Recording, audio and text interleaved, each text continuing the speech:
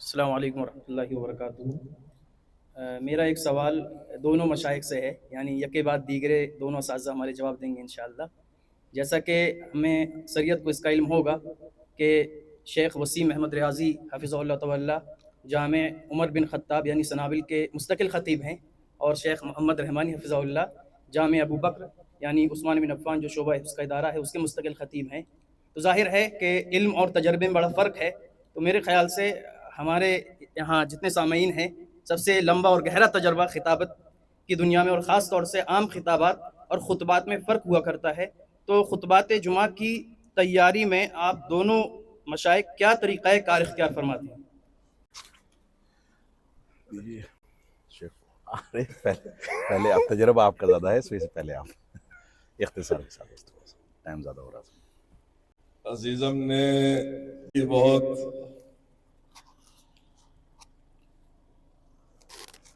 جس کا جواب کافی لمبا ہو سکتا ہے اس طرح کا سوال کر دیا ہے۔ دیکھیے، ابتدائی طور سے تو جب ہم خطابت شروع کرتے ہیں تو اس سلسلے میں جو ہم سے پہلے کے لوگ ہیں ان کو سننے کی کوشش کی جاتی ہے یا کرنا چاہیے، یا بہت سارے جو سعودی عرب کے مشائخ ہیں ان کے خطبات میرے پاس شاید تقریباً سبھی لوگوں کے خطبات ہوں گے۔ تو ایک وقت ہوتا ہے کہ انسان دوسروں کے خطبات سے استفادہ کرتا ہے، لیکن صرف اتنا ہی کافی نہیں ہے۔ جیسے جیسے آپ کے علم میں ترقی ہو اور آپ کے تجربے میں اضافہ ہو تو آپ کا جو اپنا فطری طریقہ ہے، فطری انداز ہے، فطری اسلوب ہے، ہر ایک شخص کا ہوتا ہے، اس کو باقی رکھتے ہوئے جو آپ اپنے لیے زیادہ مناسب سمجھتے ہیں اس انداز میں تقریر یا خطبہ تیار کرنے کی کوشش کرنی چاہیے۔ میں ذاتی طور سے کافی دنوں سے اب دوسرے خطبات میں نے عام طور سے نہیں دیکھتا ہوں، بلکہ سب سے مشکل جو مسئلہ ہوتا ہے وہ موضوع کی تعین ہوتی ہے کہ کس موضوع پر آپ کو خطاب کرنا ہے، کیا کہنا ہے۔ تو جو موضوع ہے وہ ہم کو ہمارے سماج اور معاشرے سے ملتا ہے۔ ایک خطیب کو کہ اس کے سماج میں، اس کے معاشرے میں، اس کے آس پاس جو لوگ ہیں ان کے حالات سے آگاہ رہنا چاہیے، اور ساتھ ہی ساتھ اس سے بڑھ کر جس شہر میں ہے اس کے حالات، ملک میں ہے ملکی پیمانے پر حالات سے آگاہ ہونا چاہیے۔ تو اس طرح سے انسان کا دائرہ بڑھتا رہتا ہے۔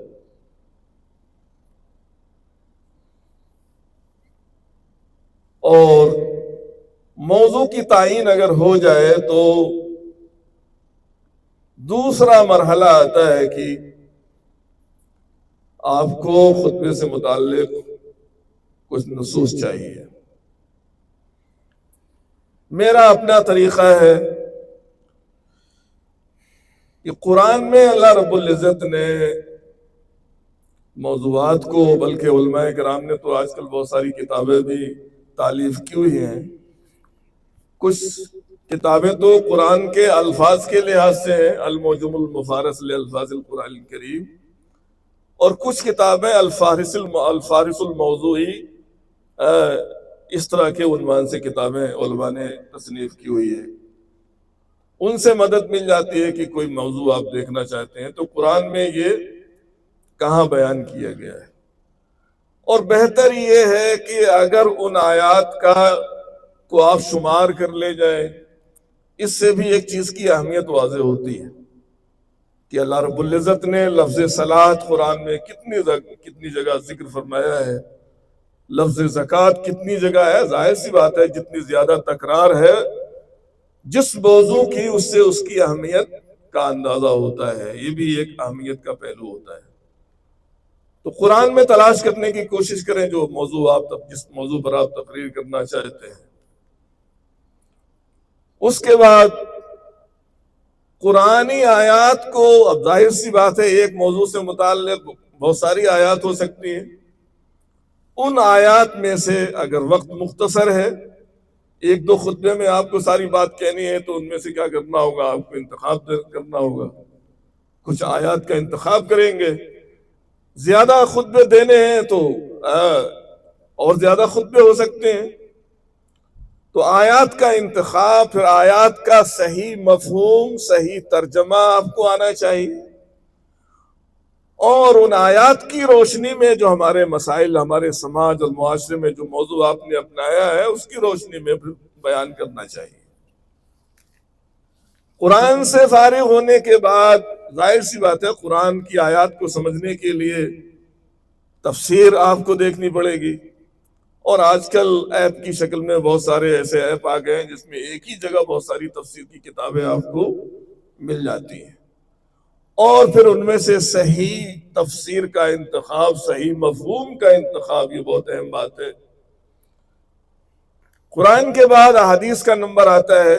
دوسرا ہمارا مصدر کیا ہے؟ ہماری معلومات کا ماخذ مصدر اللہ کے رسول صلی اللہ علیہ وسلم کی احادیث ہے۔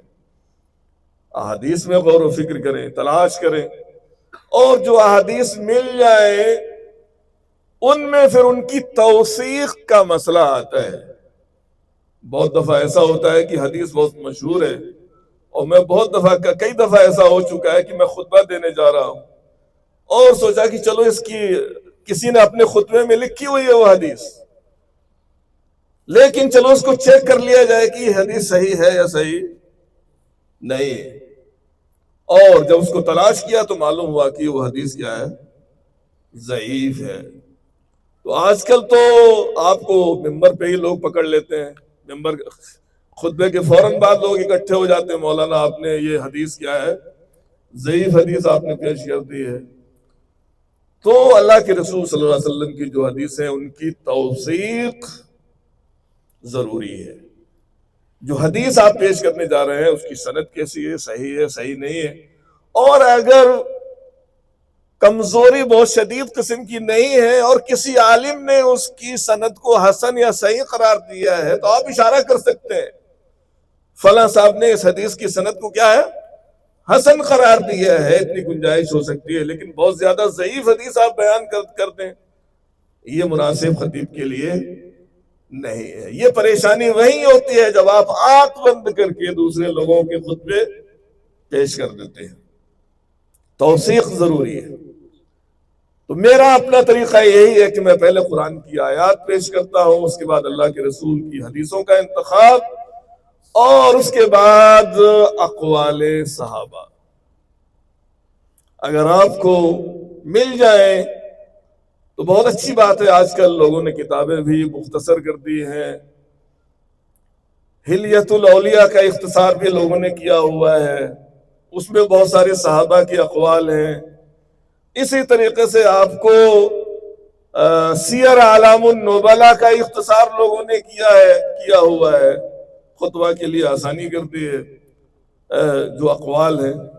تو صحابہ کے اقوال کو دیکھنے کی کوشش کریں، صحابہ کے بعد تابعین ہیں، اتباع تابعین ہیں، ائمہ مجتہدین ہیں، ان کی باتوں کو، اور ان سارے دلائل کی روشنی میں آپ اپنے موضوع کو کیا ہے مدلل کرنے کی کوشش کریں۔ ظاہر سی بات ہے یہ آسان کام نہیں ہے، مشقت ہے، پریشانی ہے، لیکن بہرحال آپ چونکہ خطیب ہیں تو کہیں اس طرح کے کوئی اعتراضات آپ کے اوپر نہ آ سکیں، تو اس لیے ظاہر سی بات ہے کہ خطبہ دینا آسان کام نہیں ہے، وہ ذمہ داری کی بات ہے۔ تو معلومات کا انتخاب اور ان میں صحت اور عدم صحت کی رعایت یہ انتہائی ضروری ہے، اور یہ کہ خطیب صرف اسی وقت خطیب نہیں ہوتا ہے جس وقت وہ ممبر پر ہوتا ہے۔ ایک موضوع کا آپ نے انتخاب کیا ہوا ہے، اس سے متعلق وہ چیز خطیب ہمیشہ سوچتا رہے ہمیشہ دماغ میں اس کے بات رہتی ہے کہ اس کو کیا کہنا ہے، اپنے سماج اپنے معاشرے میں کیا ہو رہا ہے، کیا ہونا چاہیے کیا نہیں ہونا چاہیے، ہمیشہ اس کی نگاہ اس چیز پر رہنی چاہیے۔ تو امید ہے کہ مختصر انداز میں یہ باتیں آپ تک پہنچ گئی ہوں گی انشاءاللہ۔ ضرورت ہے ابھی مزید؟ اسی سوال کے جواب کی تھوڑی سی تکمیل چند نکات کی شکل میں، کیونکہ مخاطب ہم دونوں کو کیا گیا تھا، اس وجہ سے ذمہ داری بھی ہے کہ اختصار کے ساتھ اس کے بارے میں کچھ گفتگو کر دی جائے۔ اگرچہ علمی بنیادوں پر شیخ وسیم صاحب کے ذریعے سے مکمل تفاصیل آ گئی ہیں، اور میں سمجھتا ہوں کہ وہ کافی ہیں، اس پر عمل پیرا ہونا ہم سب کی ذمہ داری ہے۔ یہاں پر چند چیزیں جو موجودہ حالات میں بعض خطبہ کر بیٹھتے ہیں اور ان کو اس سے اجتناب کرنا چاہیے، وہ چیزیں میں آپ کے سامنے ذکر کر دوں۔ سب سے پہلی بات تو یہ کہ آپ استفادہ خطاب کے یا خطبے کی تیاری میں کس سے کر رہے ہیں، چاہے آپ کسی خطیب کو سن رہے ہوں یا کسی کتاب کا مطالعہ کر رہے ہوں۔ یہ استفادہ جو ہے یہ غلط مراجع یا غلط مصادر سے نہیں ہونا چاہیے۔ کبھی کبھی بلکہ انسان جذباتی ہے، اور جذباتیت میں جو فیصلے کیے جاتے ہیں وہ عام طور سے غلط ہوتے ہیں، اور خطبہ جو ہوتے ہیں، خطیب جو ہوتا ہے وہ عام انسان سے زیادہ جذباتی ہوتا ہے۔ اگر وہ جذباتی نہیں ہوگا تو اس کی خطابت چلے گی ہی نہیں۔ لہذا خطبہ کو جذباتی اسلوب کے ساتھ ساتھ سنجیدگی کے ساتھ خطبے کی تیاری کرنے پر بھی توجہ دینی چاہیے۔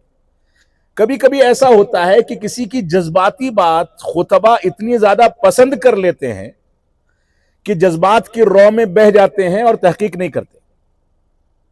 لہذا آپ کا مرجع و مصدر چاہے کسی کو سننے والی کیفیت ہو یا کسی کو پڑھنے والی کیفیت ہو، دونوں صورتوں میں آپ استفادہ کس سے کر رہے ہیں، اس پر آپ کو مکمل طریقے سے منہج سلف کے مطابق اطمینان حاصل کرنا چاہیے۔ دوسری بات یہ ہے کہ سہولت پسندی کو چھوڑنا چاہیے۔ خطبہ کے اندر ان کی خطابت کی عمر جو ہے وہ مختصر ہو جاتی ہے۔ کب؟ جب خطبہ یہ سوچیں کہ آج یہاں اس موضوع پر خطبہ دیا ہے، اگلے ہفتے اسی موضوع پر دوسری مسجد میں کام چلا لیں گے۔ آپ کی ذمہ داری یہ ہونی چاہیے کہ آپ باقاعدہ مستقبل بعید تک کا ایک خاکہ تیار کریں، اور کوشش یہ کریں کہ موضوع اگر مکرر ہو رہا ہے، یعنی فرض کر لیجئے اب جو موضوع تھا اسی موضوع پر لوگ دوبارہ سننا چاہتے ہیں، تو آپ اسی خطاب پر اکتفا نہ کریں بلکہ اس موضوع پر نئے نکات تیار کریں، تاکہ اس کے بعد آپ کی تقریر اور معلومات میں مزید اضافہ ہو، اور اگر پہلی تقریر کوئی سننے والا شخص آ کر کے بیٹھ گیا ہے تو وہ اکتانے نہ پائے، بلکہ اس کو نئی معلومات مل سکیں اور دلچسپی پیدا ہو سکے۔ تو سہولت پسندی نہیں ہونی چاہیے خطیب کے اندر، بلکہ محنت و جستجو کا جذبہ ہونا چاہیے۔ جن علاقوں میں آپ جاتے ہیں، خطابت کے لیے بلائے جاتے ہیں، چاہے خطبہ جمعہ ہو یا خطاب عام ہو، ان علاقوں کے بعض سنجیدہ اور علماء جو گہری نظر رکھتے ہیں حالات پر، ان سے پہلے آپ بیٹھیں یا گفتگو کریں یا ان سے سوالات کریں، اور اپنے موضوع کو اس علاقے کے حالات کے لحاظ سے مرتب کریں۔ یعنی علاقے میں جانے سے پہلے یا خطاب کرنے سے پہلے آپ لوگوں سے ملاقات کر کے اس علاقے کے حالات کے لحاظ سے ان نصوص کی تعبیرات کو لوگوں کے سامنے پیش کرنے کے لیے تیار ہوں۔ ظاہر سی بات ہے اس کے لیے آپ کو محنت و جستجو کرنی ہوگی۔ کوئی بھی خطاب آپ تیار کریں، خطبہ تیار کریں، آپ کی ایک ذمہ داری یہ ہے کہ آپ اس کو نوٹ کریں۔ آپ وہ نوٹ سامنے رکھیں یا نہ رکھیں یہ ایک الگ مسئلہ ہے، لیکن آپ نوٹ تیار کر کے اس کو فائلنگ ضرور کریں، فائل میں محفوظ کریں، تاکہ آئندہ آپ جب اس کو پلٹیں تو آپ کو خود اپنی کمیاں نظر آئیں کہ پہلے 1 سال پہلے 2 سال پہلے اس موضوع پر میرا دماغ کتنا کام کرتا تھا اور آج کتنا کام کر رہا ہے۔ لہذا نوٹ کر لینے میں بھی آپ کے علم میں اضافہ ہوتا ہے۔ حالات پر تبصرہ کرنے میں کبھی بھی تحقیق کے بغیر इन जाअकुम फासिकुम बिनबइन फतबय्यनु, तहकीक के बगैर कोई बात ना पेश करें, और हालात पर तबसरा करने में कभी भी उजलत से काम ना लें। आज कोई हादसा पेश आया, जुमे के खुतबे में उसको कवर करना है, फर्ज कर लीजिए, या इशारा करना है, हो सकता है सनीचर को उसकी हकीकत बदल जाए, हो सकता है अगले हफ्ते में बदल जाए। लिहाजा शरई उसूल, अगर आपको जल्दबाजी है तो शरई उसूल बता करके निकल जाएं और उस पर बाकायदा तबसरा ना करें, इंतजार करें, उजलत से काम ना लें, सब्र तहम्मुल से काम लें। हालात बदलते जाएंगे, आपका मौक़िफ़ बदलता जाएगा। लिहाजा इस चीज का एतबार करना भी आपकी जिम्मेदारी है। खुतबे के निकात, अगर खुतबे जुमा आपने आज दिया है, जुमा का दिन है फर्ज कर लीजिए, अगले हफ्ते फिर से देना है, तो मैं ये कहूंगा कि इब्तिदाई दौर में आपको जुमा के दिन शाम ही में अगले हफ्ते का मौजू मुतय्यन कर लेना चाहिए। मौजू का इंतखाब खतीब के लिए सबसे बड़ा चैलेंज होता है, लेकिन अगर मौजू का इंतखाब आपने कर लिया और 5 दिन, 6 दिन, 7 दिन आप उसके निकात को जमा कर रहे हैं, दिन भर में 24 घंटे में 1 घंटा 10 मिनट 15 मिनट 20 मिनट ही सही अगर आप अपनी डायरी में ये कागज में नोट कर रहे हैं, तो जुमा आते आते आपके पास एक जामे मालूमात तैयार हो जाएंगी। अब उनमें से जो ज्यादा जामे या लोगों के मिजाज को ज्यादा भांपने वाली या उनके मिजाज को ज्यादा चैलेंज करने वाली चीजें हैं, उन निकात को अलग करके खुतबा आप पेश करेंगे तो उसके अंदर जामियत होगी। मैं आपको एक वाकया बताता हूं। मेरे वालिद गिरामी रहमतुल्लाह अलैह हमेशा बताया करते थे कि आलम इस्लाम के एक बहुत बड़े माहिर हैं और इमाम हरम हैं शेख सालेह इब्न हुमैद हफिज़हुल्लाह, जो मेरे खास करम फरमा है, वालिद गिरामी रहमतुल्लाह अलैह के खास दोस्त और मेरे खास मोहसिन। वो मुझको, अभी मैं हज के मौके से उनके पास बैठा था, तो मैंने 10-12 हुज्जाज मेरे साथ थे, मैंने कहा कि मैं अपने आप को शेख का बेटा समझता हूं। तो शेख ने फौरन कहा कि मुझको इस पर फख्र है कि इन जैसा मेरा बेटा है। हौसला अफजाई करने वाली बात। एक बार हरम में उनके साथ बैठा था और एक किताब उनकी नई नई आई थी छप करके, उन्होंने वो किताब मुझको हदियतन पेश की हरम के उनके अपने ऑफिस में, हरम मक्की में। मैंने फौरन बरजस्ता कहा कि शेख आप इस पर लिख दीजिए। तो उन्होंने कहा कि मैं तब लिखूंगा जब तुम अपना कलम दोगे, मैं अपने कलम से नहीं लिखूंगा। मैं ये वाकया इसलिए बयान कर रहा हूं कि हमको समझना चाहिए कि बड़ों को छोटों के साथ तामुल कैसा करना चाहिए। तो मैंने अपना कलम निकाल करके दे दिया। कई ममालिक के नुमाइंदे वहां बैठे थे, 20 से 25 लोग थे। सबके सामने उन्होंने कहा कि ये तुम्हारा कलम सिर्फ हिंदी या उर्दू लिखता है या अरबी भी लिख सकता है। मैंने कहा नहीं, आप इसको जैसे चलाएंगे वैसे ये चलेगा। उसके बाद उन्होंने उस पर लिखा। उनकी वसीयत हमेशा हुआ करती है कि मेरे पास जब भी मिलने आओगे, अपने हिंदुस्तान के उस लिबास में आओगे जो लिबास बड़ी शख्सियात का लिबास माना जाता है, यानी शेरवानी और टोपी में आया करोगे। ये उनकी वसीयत है। तो ये उनका एक तरीका है। वालिद गिरामी रहमतुल्लाह अलैह उनके बारे में कहते थे, जब उनको हरम मक्की में खुतबे जुमा देना होता है तो उनको हुकूमत या मलिक की जानिब से तभी उनकी तजवीज़ की जाती है जब आलमी तौर पर हालात ऐसे होते हैं कि कोई एक अच्छी फिक्र सऊदी अरब की जानिब से जानी चाहिए बड़े कजियों के बारे में।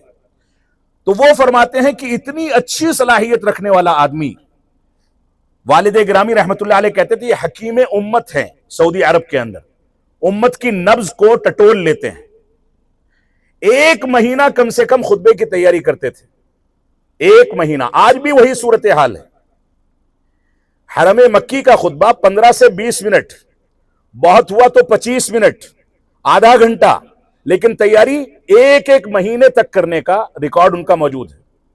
लिहाजा तालिब इल्म को, आलिम दीन को इस मैदान में खूब मेहनत के साथ तैयारी करनी चाहिए, निकात जमा करने चाहिए और उसके बाद उनमें से तलखीस करके अपने वक्त के लिहाज से कोई चीज पेश करनी चाहिए। मैं समझता हूं कि हालात के तनाजुर में चंद चीजें आ गई हैं। अल्लाह रब्बुल आलमीन हमको इन चीजों को अपनाने की तौफीक अता फरमाए।